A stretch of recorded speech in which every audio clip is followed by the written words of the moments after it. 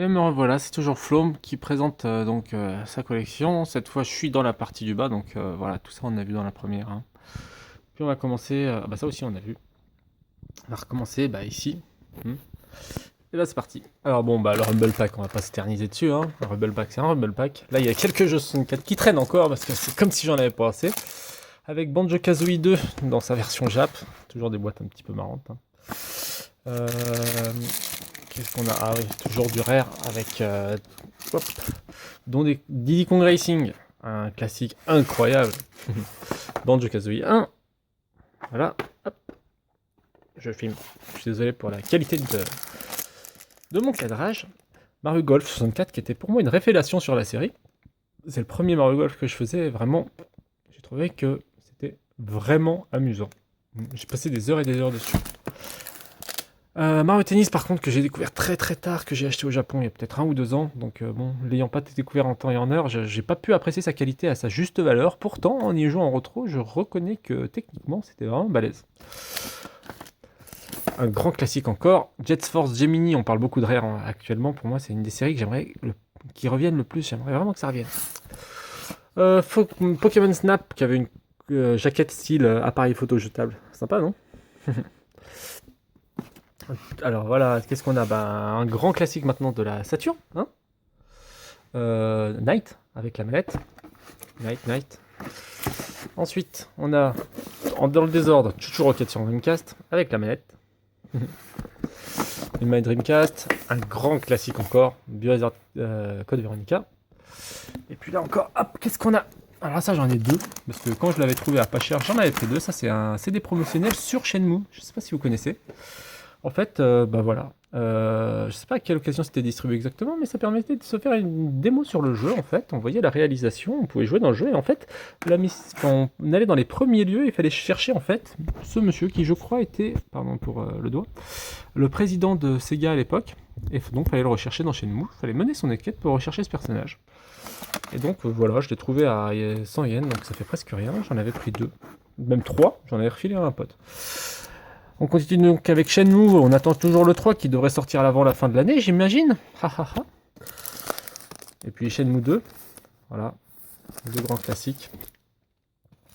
On va continuer sur la Dreamcast avant de passer à la PlayStation. Ikaruga, Marvel vs Capcom, The House of the Dead, Jet Set Radio, de la Jet Set Radio, je sais pas si vous avez vu la différence. En fait, c'est juste le personnage. Celui-ci, c'est la version classique. Celle-ci, c'est celle vendue sur Internet. À l'époque, Internet, c'était pas aussi distribué que maintenant. Elle est super, elle est relativement rare. Qu'est-ce qu'on a d'autre? Crazy Taxi 2, Crazy Taxi dédicacé l'année dernière à Japan Expo. Ensuite, on a Sonic Adventure. Alors, pour Sonic Adventure, quand j'ai découvert la Dreamcast avec ce jeu, et j'ai eu une espèce de crise d'hystérie en me roulant par terre, éclaté de rire, tellement que l'animation et les couleurs, la beauté du jeu m'a halluciné. Ça a été une des plus grosses claques techniques que je me suis prise dans ma vie. Et si je dois bien dire une chose, c'est que ce genre de claques, je pense que je les revivrai hélas jamais. Des souvenirs inoubliables. Soul Calibur et Rayman 2, en fait, dans sa version Dreamcast. Alors, on passe à la PlayStation.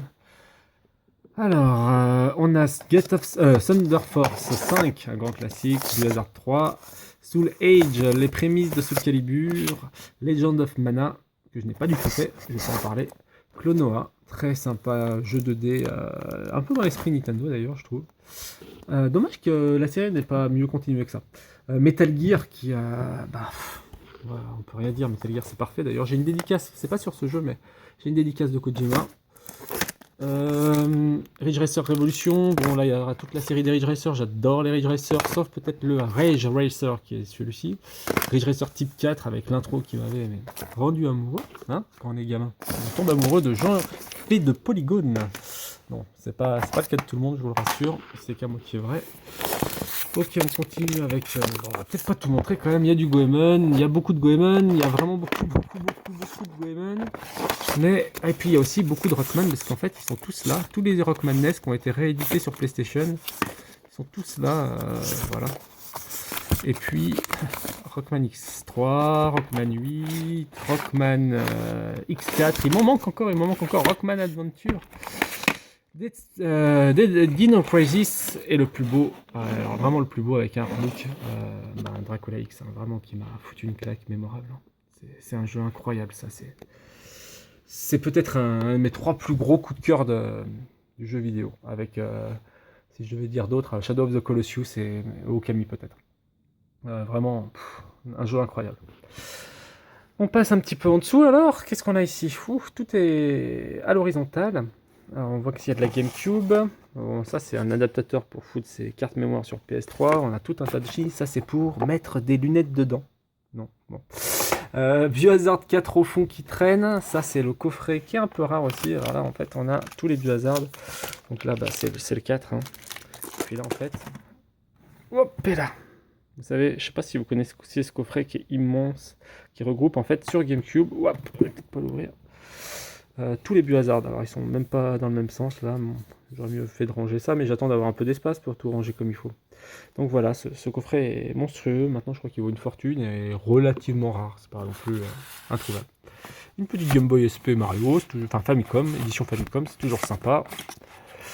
Et puis voilà, j'ai plein de petites Game Boy SP de différentes couleurs, rose, au fond là on voit une grise, je dois en avoir d'autres. Ça c'est une édition Seiken Densetsu. Hop, voilà, moi j'aime bien les consoles. Hein. Mario Golf, Rogue Squadron, Paper Mario, Mario Sunshine, Luigi Mansion, Wave Race, purée, que des jeux qui résonnent. Ah là là, 1080 à 1080 Snowboarding qui a vraiment été mal noté avec une boîte magnifique en Jap, je trouve. F0 en dessous, hein, F0. Derrière on a quoi? On a Smash Bros, Mario Kart, là, mais si je devais tout présenter... Donkey Konga 3, le Japon a été le seul pays à recevoir 3 Donkey Konga. Là il y a des musiques NES sur celui-ci, qui c'est sympa, non remixé. Ça coûte pas grand chose à faire. Hein. Mario Kart Double Dash, exceptionnel. Ici Kirby Ride, qui était sorti en même temps que F0 au Japon. Star Fox Assault, qui devient rare et coté, qui a des super phases aériennes, un petit peu moins bonnes au terre-à-terre. C'est pas grave, on se rattrapera pour le terre-à-terre avec Star Fox Adventure, parce que la partie au sol est magnifique. Mario GameCube, alors ça c'est un truc que j'ai chopé, c'est un démo disque, c'était pas à vendre. Bah voilà, je l'ai passé dans ma collection, je pense que je vais le refourguer un jour. La version vendue que sur internet de Zelda Twilight Princess, oui ça c'était vendu que sur internet au Japon. On a Chibi Robo, Pikmin, bien sûr Zelda no Takuto, on a du Metal Gear tout en bas, les 2 Pikmin, les Beautiful Joe. Alors il y a eu plusieurs éditions au Japon, il y a eu le 1, le 2 bien sûr, mais il y a aussi eu le Beautiful Joe Revival, qui est en fait le 1 avec un mode facile, pour faire court. Puis ici, qu'est-ce qu'on a? Bah voilà, encore un petit Game Boy SP qui traîne. Hein. Un Game Boy Player, je me rappelle, celui-ci j'avais bien réussi à la marchander pour l'avoir. Parce que le mec voulait me vendre un freeloader pour pouvoir le faire passer, vu que c'était une version Jap, mais j'en avais pas besoin, vu que ma console était Jap. Je pensais se faire de l'argent plus sur le freeloader que sur ça. Crystal Chronicle, un très bon souvenir. Et Zelda Force World Plus, qui a un mode bonus qui n'est pas disponible dans la version française, qui s'appelle le Nabitolakus. Avec... c'était très sympa, je sais pas comment expliquer. C'est une espèce de cache-cache, on va dire. Très très très sympa. En dessous, oulala, en dessous on a un beau bordel. Hein. Oulala, c'est jamais fini mon truc là. Alors qu'est-ce qu'on a en dessous? On a une Game Boy Micro, on a la GameCube, la manette GameCube. Alors ça c'est juste une faceplate pour ma New 3DS. Hein. Voilà, c'est un contrôleur Mario. Et là on commence avec les manettes 64. Oulala.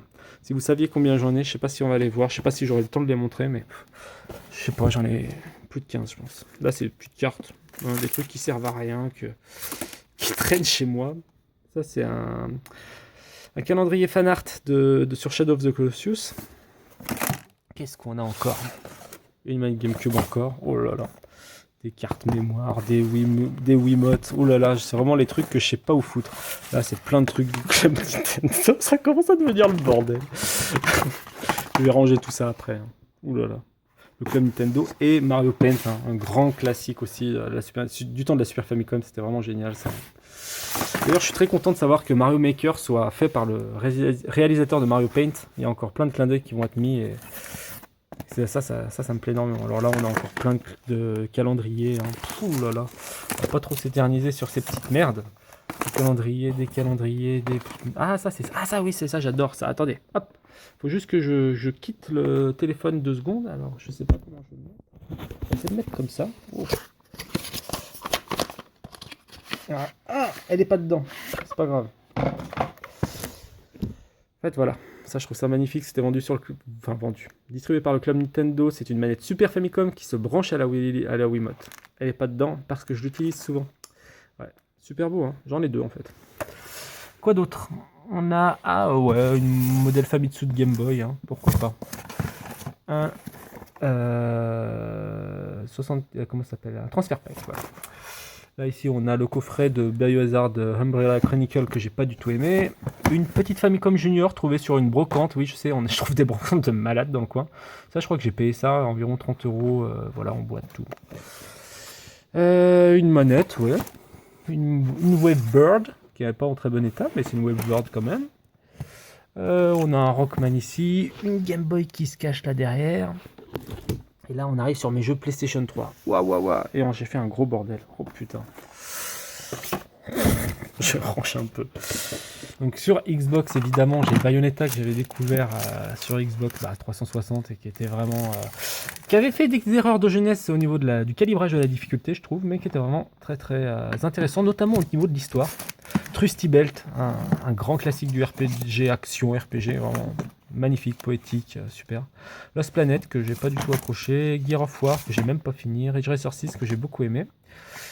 Je dis pas que Gear of War c'est mauvais, hein. Je dis juste que c'est pas trop mon type de jeu. Je le finirai, ça c'est certain, mais... Et je m'achèterai la suite quand je l'aurai fini. Parce que je trouve que ça en vaut le détour quand même, hein, mais... C'est pas trop ce genre de jeu qui est ma tasse de thé. Street Fighter 4, un grand classique aussi. Ça, étonnamment, c'était vraiment prenant, vraiment drôle, vraiment réussi. Ouais, vraiment, Lollipop, c'est du tout bon. Ashura Wars, alors c'est un film interactif presque, un peu typé Les Chevaliers du Zodiaque. On aime ou on n'aime pas, moi j'ai aimé. Beyond, j'ai adoré Beyond. Ouais. Bon là, il est pas dans sa boîte parce que je l'ai prêté à un pote. Little Big Planet, No More Hero, les rééditions, Okami, évidemment, Final Fantasy, No More Hero, Metal Gear Solid 5, oui, je l'ai fait sur PS3, j'avais pas de PS4 à l'époque, The Last of Us, Puppiter, ça c'est un jeu peut-être un peu décevant, même si l'aspect graphique est sympa, Killer is Dead, la version complète de Metal Gear Rising, il reste plus qu'à le faire, et Shadow of the Damned, voilà. Mais c'est pas fini, oui, parce qu'en fait, derrière, il y en a encore, ouh là là. Je sais pas si je vais les sortir. Ah si, on a. Oh là là, faut que je les sorte.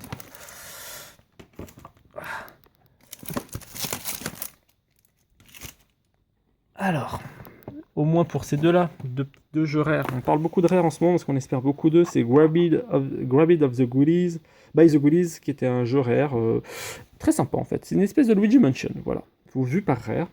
Conquer, le remake, voilà, ça vaut une fortune en version japonaise, mais je l'aime parce qu'en fait, c'est la seule version japonaise de Conquer Bad Fur Day. Ah ouais, Jet Set Radio excellent sur Xbox. Et puis on a quoi d'autre? Ça c'est, je sais pas, jamais testé. Ah si, j'ai testé. Si, j'ai testé. C'est un shoot'em up vertical, très sympa. Castlevania, le premier, j'ai adoré sur PlayStation 3. Faudrait que je me prenne le 2 un jour. Le coffret Jap est assez beau, hein, quand même. Évidemment, le coffret d'Ico et Shadow of the Colossus, je peux pas louper ce genre de choses. Je me rappelle d'une news qui disait que Ueda avait hésité à mettre une démo de tricot dedans. Bah, j'aurais bien aimé. Là, on a évidemment les 3 Uncharted qui sont, tout le monde le sait, absolument délicieux. Ridge Racer 7, bof, et Catherine, génialissime. Voilà, j'ai fait un gros bordel, mais j'ai fini mon étagère. Alors, pour ceux qui croient que c'est fini, ils se fourrent le doigt dans l'œil parce qu'en fait, c'est pas fini. C'est presque fini. On y va. En fait, bon, là, je me promène un peu chez moi. Il y a encore plein de trucs qui traînent à droite à gauche, hein. Comme ici j'ai ma Q et j'ai ma Dreamcast Hello Kitty. Alors la Q en fait j'ai trouvé sur une brocante le jour où j'ai trouvé ma Famicom Junior, je l'ai payé je crois dans les 60 €. Qu'est-ce qui manquait? Je crois qu'il manquait rien. Et ouais, j'avais hésité à l'acheter, hein, si vous saviez comment je regrette pas. Et la Dreamcast Hello Kitty j'ai trouvé au Japon pour une bouchée de pain aussi. Et maintenant voilà, il reste encore 2-3 trucs dans ces étagères. Alors on croirait qu'il n'y a pas grand chose, mais en fait le truc c'est que c'est entassé derrière. Alors évidemment, c'est là où je fais un peu tout. Hop. Comme une Super Famicom. Moi c'est pas grand chose. Qu'est-ce qu'on a derrière? Oh là là. On a des GameCube, on a plein de choses, on a plein de manettes. On va faire le tri. Tiens, ça c'est quoi? Une GameCube. Vous arrivez à lire? Hop. Moi, j'arrive pas. Non, si, j'arrive. Alors, Taiko no Tatsujin, on a un peu sur Wii, on en a un peu rien à foutre. Donc, hop, on le fout de côté. Je suis désolé. Hop, parce que je suis obligé de monter. Alors, qu'est-ce qu'on a? On a une GameCube Tiger, qui est pas très rare. Hein. Derrière, on a le coffret Donkey Kong Jungle Beat. Ici, on a une GameCube Final Fantasy Crystal Chronicle qui était vraiment rare. Qui est vraiment rare. Je crois qu'elle est éditée à 1000 exemplaires. Une manette 64. Ah ouais, j'adore les manettes 64. Derrière, on a quoi? Alors ça, je vais vous la montrer, mais vraiment en diagonale. Et ceux qui arrivent à deviner, ils sont fous. Konami qui dit Konami. Voilà, c'est la GameCube Metal Gear. Puis là, j'ai des piles et des piles, on les voit. Hein. Des piles et des piles et des piles de manettes 64. En fait, j'ai toutes les couleurs, quoi.